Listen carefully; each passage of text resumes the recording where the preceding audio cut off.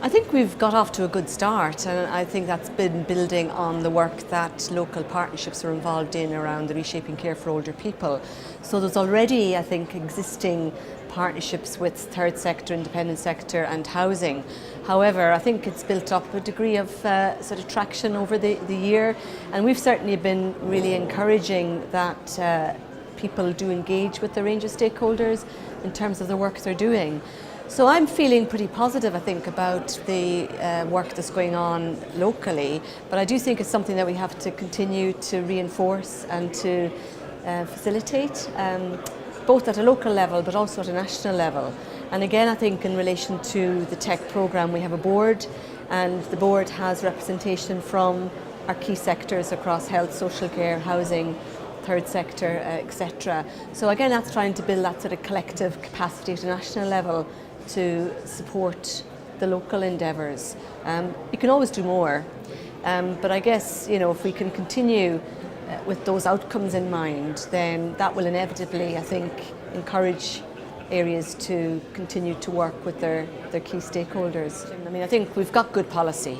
you know, and I think we all sort of sign up to the narratives that's around. But I do think we do have to think, how do we help translate that policy into delivery? So I suppose from my perspective, the work that JIT's done over the years has been very much focusing on that practical support to local areas, drawing out the shared learning, you know,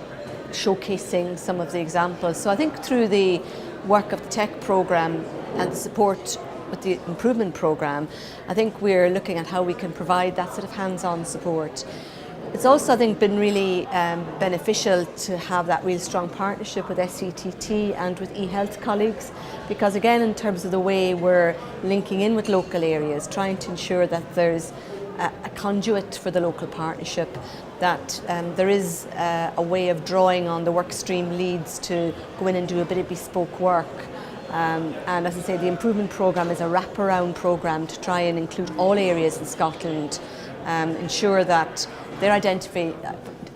areas that they would like support in, but we're also pulling out the practice and the learning as we go along.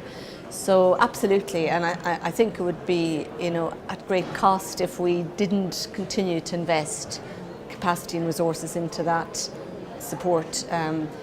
to local areas and organisations. Yeah, I mean, again, I think the important thing is how do we ensure that the technology-enabled care sort of objectives become part of the mainstream of the way local integrated authorities are working.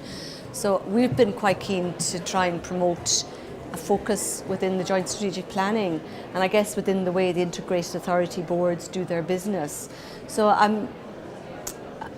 suppose from my perspective, I would say that at a national level we need to be looking at ways of connecting in with the chief officers, in particular chairs of the integrated authority boards, to raise awareness and, you know, ensure that this is part of a collective agenda. So it's a real opportunity, I think, because these new integrated authorities are, you know, trying to pull together the key aspects of health and social care. And if we can, you know, get in people's sort of minds that technology is an enabler around the big sort of objectives around integration and those outcomes that we need to meet, then hopefully it'll be, you know, a mutually beneficial approach.